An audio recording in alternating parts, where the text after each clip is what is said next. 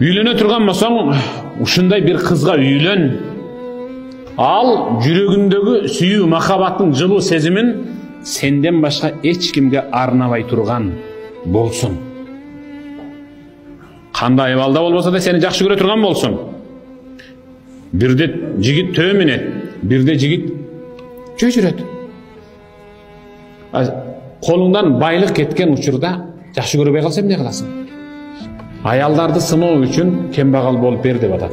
Аялдардын кандай экенин билгиң келсе, кембагал болуп көрүн көзүнө, ошондо билесиң. Экинчиси сыпаты әл-валуд.